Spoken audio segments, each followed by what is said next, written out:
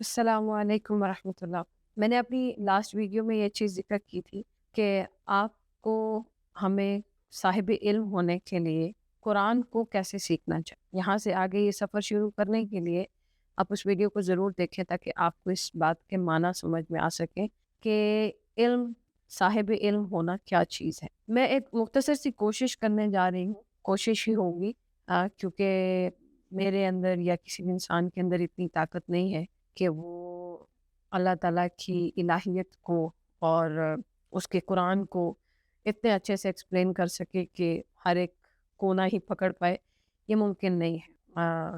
لیکن میں اپنی طرف سے پوری کوشش کروں گی کہ سائنٹیفک ویز میں اور آج کل جو ہمارے حالات ہیں ان حالات کے ساتھ کمپیریزن کر کے قرآن کو سمجھانے کی کوشش کروں کہ قرآن 1400 سال پہلے ضرور نازل ہوا ہے، لیکن ہمارا اسلام جو ہے وہ اتنا ماڈرن ہے اور وہ زمانے کے حساب سے اس طریقے سے صلاحیت کرتا ہے کہ آج کے دور پہ اگر آپ قرآن کو فٹ کریں گے تو آپ کو وہ سب چیزیں آج بھی ملیں گی اور آج بھی نظر آئیں گی۔ اعوذ باللہ من الشیطان الرجیم، بسم اللہ الرحمن الرحیم۔ سب سے پہلے سورہ فاتحہ، فاتحہ لفظ ہی اس معنی میں ہے لائک اوپننگ، کسی چیز کی اوپننگ، فاتحہ کھولنے والی، آپ یوں کہہ لیں ایک دباچہ۔ آپ کسی بات کا پہلے ایک مختصر سی تمہید باندھ رہے ہوتے ہیں، کسی کلام کا یا کسی گفتگو کا آغاز کر رہے ہوتے ہیں تو اس کے آغاز میں جو بات امپورٹنٹ ہوتی ہے اس بات کو کہہ لیں فاتحہ کہا جاتا ہے، اور یہی اس سورت کا نام ہے۔ دوسری بات یہ کہ یہ سورت نبی علیہ الصلوۃ والسلام کی نبوت کے سٹارٹنگ ٹائم میں ہی نازل ہوئی، اور کچھ مرفوع جو روایات ہیں ان سے ہمیں یہ پتہ چلتا ہے کہ یہ سورت مکمل نازل ہوئی، یعنی ایک ایک آیت کر کے نہیں، جیسے مختلف صورتیں آیات کی صورتوں میں نازل ہوئیں اور پھر ان کو اکٹھا کر کے ایک سورت کی شکل دی گئی، لیکن یہ پوری کی پوری ایک ہی دفعہ میں نازل ہوئی۔ پھر ایک اور چیز آپ کو سمجھ میں آئے گی اور آپ اس کو سمجھنے کی کوشش کریے گا کہ سورہ فاتحہ ایک طرح کا، آپ یوں کہہ لیں کہ ایسا آغاز ہے کہ جب آپ اس کو پڑھیں گے تو آپ کو پتہ چلے گا کہ جو سورہ فاتحہ کی آیات میں جو بات ہو رہی ہے ان باتوں کا جواب آگے پورے قرآن میں دیا گیا۔ الرحمن الرحیم، اللہ کیسے ہے، یہ آگے قرآن میں آپ کو پتہ چلے گا۔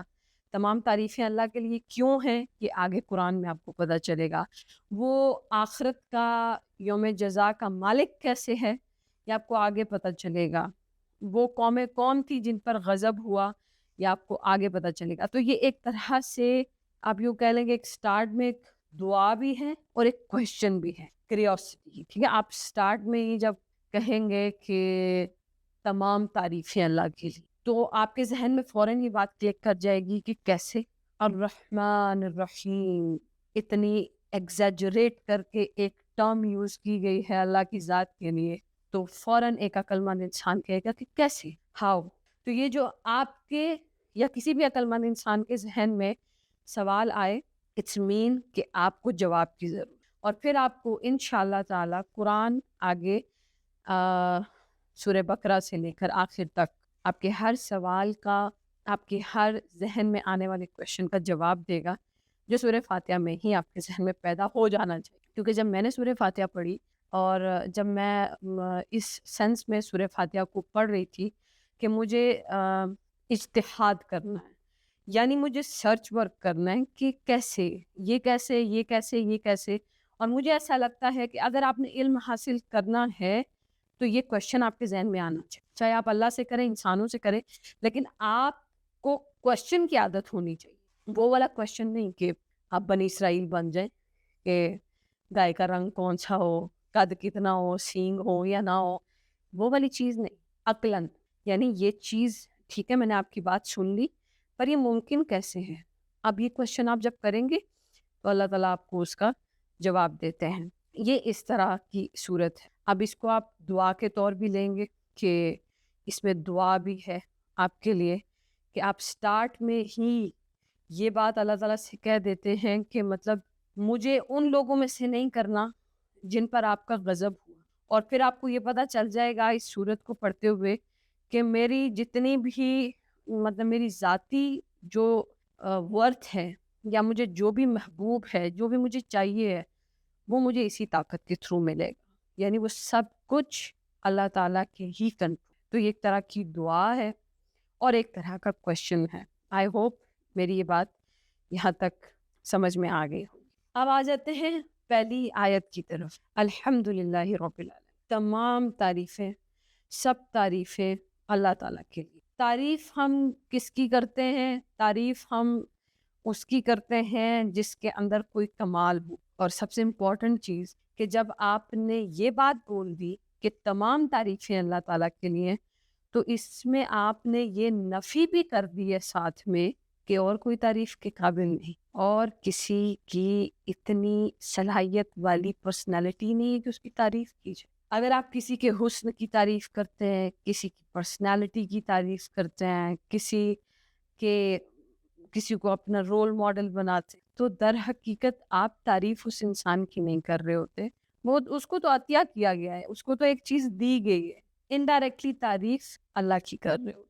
آپ یہ بتا رہے ہوتے ہیں کہ تم کتنے خوبصورت ہو، لیکن ماشاءاللہ جو اللہ نے چاہا وہ بنے ہو، یعنی جو تمہیں اللہ نے بنایا ہے. تو دراصل مطلب نقش تو ٹھیک ہی ٹھیک ہیں، لیکن نقاش بہت قابل تعریف ہے. اب لوگ نارملی دنیا میں اگر کوئی، جو ہمارے ہاں چیزیں چلتی ہیں کہ لوگ کوئی خوبصورت ہے تو اپنی خوبصورتی میں غرور کرتے ہیں. کسی کے پاس کچھ بھی ایسا ہے جو کہہ لیں کہ اللہ تعالیٰ نے تھوڑا بہتر دیا ہو، کوالٹی والا دیا ہو، تھوڑا نایاب دیا ہو، اس پر غرور تکبر کرتے ہیں. ان کی چال ڈھال انداز میں اس چیز کو لے کے تکبر آپ کی اوقات ہی کوئی بھی نہیں ہے، آپ کی اپنی کوئی ورتھ ہی نہیں ہے. آپ کو اللہ نے دیا ہے اور دینے والا چھین بھی بہت آرام سے. اس لیے یہ بات تو ماننے کو کوئی کسی کو تیار ہونا ہی نہیں چاہیے کہ اگر کوئی بہت خوبصورت ہے یا بہت پیارا ہے یا کسی کے پاس مال و دولت ہے یا کسی کے پاس کوئی پرسنالٹی ہے یا اینی تھنگ، کسی کے پاس کچھ بھی ہے، زمین زر اینی تھنگ، تو وہ سب کچھ عطیہ ہے. تعریف ایکچوئل میں اللہ کی. اور جب آپ یہ سمجھ جائیں گے تو آپ عاجز ہو جائیں گے. آپ کے اندر عاجزی آ جائے گی کہ چونکہ میرا ذاتی تو کچھ بھی نہیں ہے، میں تو ذاتی طور پہ کچھ بھی نہیں ہوں. آج اللہ تعالیٰ نے مجھے یہ دیا ہوا ہے. فار ایگزامپل میں ایک مثال کے تھرو آپ کو سمجھانا چاہ رہی ہوں. فار ایگزامپل آپ کا اسٹمک ہے اینڈ آپ کا اسٹمک بہت اچھا ہے، بڑا کھانا بڑا جلدی ڈائجسٹ کرتے ہیں، اور آپ کسی بھی محفل میں بیٹھے ہوں اور آپ یہ بات کریں کہ مجھے کھانے سے کوئی مسئلہ نہیں ہوتا، میں تو کچھ بھی پتھر ہضم کر جاؤں. آپ کو یہ پتہ ہونا چاہیے کہ وہ جو آپ پتھر ہضم کر سکتے ہیں، دیٹ ایبلٹی آپ کو اللہ تعالیٰ کی دی ہوئی ہے، آپ کی ذاتی نہیں. اور ود ان 1 single second اور may be less then second اللہ تعالیٰ آپ کی وہ ایبلٹی ختم کر. اتنا کمپلیکیٹڈ آپ کا وجود ہے کہ اس میں اتنی ذرے کے برابر بھی مسئلہ آ جائے، وہیں آپ کا پتھر ہضم کرنے والا جو اسٹمک ہوگا وہ پانی نہیں ہضم کرے. تو اس کا مطلب یہ ہے کہ انسان اپنی ذات میں بذات خود کچھ نہیں لے کر آیا اور کچھ نہیں لے کے جائے. جو دیتا ہے اللہ دے رہا. اس وجہ سے جو تعریفیں ہیں، جو کمالات ہیں، یعنی جو آپ کہہ لیں نا کہ مکمل، وہ صرف اللہ ہے. اور وہ جب آپ سمجھنے کی کوشش کریں گے تو آپ کو اس آیت کا معنی سمجھ میں آئے گا کہ تمام تعریفیں اللہ کے لیے کیوں ہیں. ویسے تو یہ تو ابھی صرف میں نے ایک بات کی ہے، ابھی تو ہم قرآن میں مختلف آیات میں مختلف ٹاپکس پہ مختلف جگہ پہ بہت ساری باتیں، مطلب اس طرح میں اس آیت کے ساتھ آپ کو کمپیریزن کر کے بتاؤں گی کہ کیسے اللہ تعالیٰ تمام تعریفوں کا مالک، تمام کمالات کا مالک. اس میں ایک لفظ یوز ہوا ہے رب العالم. تو جو لفظ رب ہے وہ تقریباً عربی میں 3 معنی کے لیے یوز ہوتا ہے، اور وہ تینوں معنی ہی اللہ کی ذات پر مکمل فٹ ہوتے ہیں. مالک، آقا، پرورش کرنے والا، پرورش پالنے والا، گروم کرنے والا، اور خبرگیری کرنے والا، آپ کا حاکم، منتظم. مطلب آپ کے رول اینڈ ٹاسک جتنے بھی ہیں وہ سب کچھ اللہ کے کنٹرول میں، اور وہ رب ہے.